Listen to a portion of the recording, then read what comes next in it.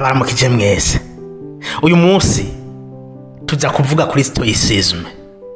Stoicisme ni filozofi ya kera yavutse mu Bugiriki mu kinjana ca gatatu imbere ya Yezu Kristo.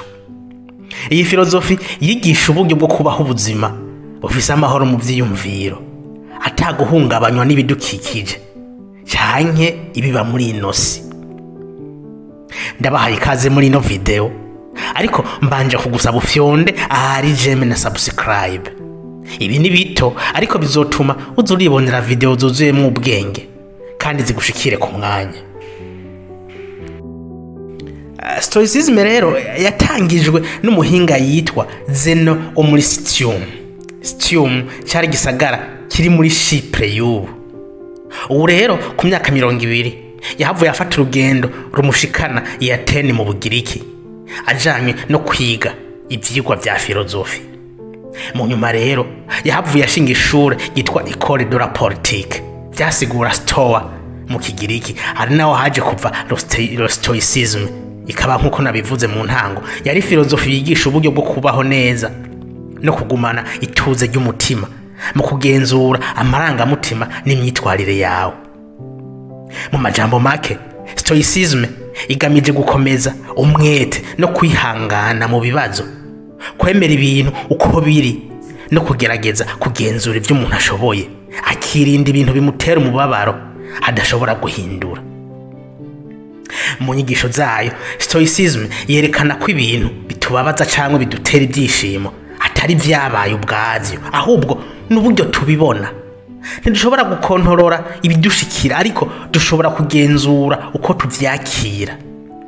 Mu gitabo ciwe yise Manuel d'Epictète avuga muri aya majambo ati: "Ce qui trouble les hommes, ce ne sont pas les choses, mais les jugements qu'ils portent sur les choses."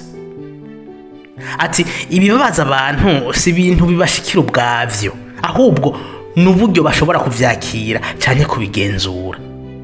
Iki rero nico gituma Stoicisme yisunga ku ngingo yitwa amarangamutima, aho dutegereza guhitamwo uburyo tugenzura ivyumviro canke amarangamutima yacu. Kugira tubitahure, reka dufata akarorero.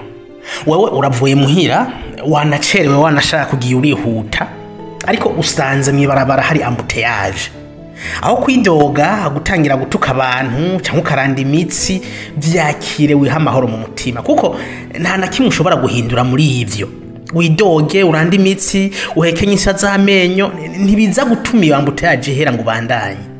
Epictète yarabandanije agira ati mu buzima hari ibintu bibiri, ibyo dushobora kugenzura cyane gukontorora n'ibindi atabubasha tubifiseko.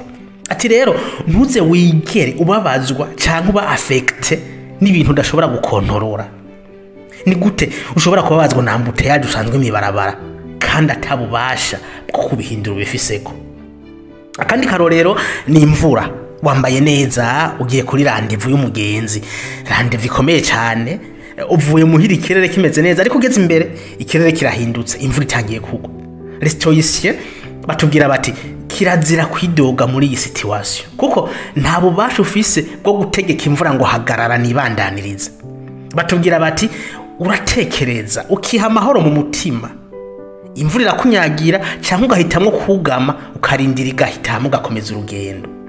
Bimaze iki kwidoga ngo imvura ngo irakubuje igira kandi ataco ufise ubihindurako? Ça ne dépend pas de toi. Rero tekana. Mu bindi tudashobora kugenzura ni nk'urupfu, indwara canke imyitwarire y'abandi. Abastoyisien bavuga bati ufumbase umwana wawe uzame wibuka ko ari nk'ikarabo rishobora kuguca mu myanya y'intoke rikameneka.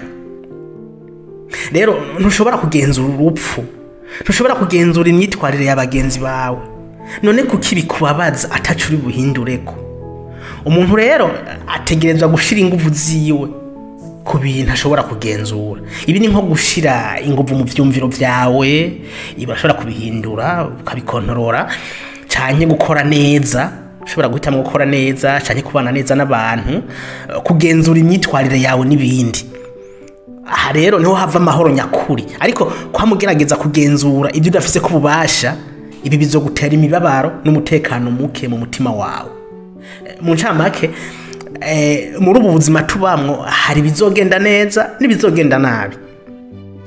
Les Stoïciens batwigisha ko tutagomba guhora duhungabanywa n'ibyo tudashobora guhindura, ahubwo twokwibanda ku byo dushobora kugenzura, tukubaka amahoro mu mitima yacu, kuko uko tugenzura amaranga mutima yacu niko tunubaka uburyo bwiza bwo kubaho no kubana n'abandi. Mwakoze cyane. Mu gice cya kabiri tuzorabira hamwe ukuntu ushobora gutsinda ishavu, ushobora kugenzura ishavu ukoresheje iyi filozofi ya Stoicisme.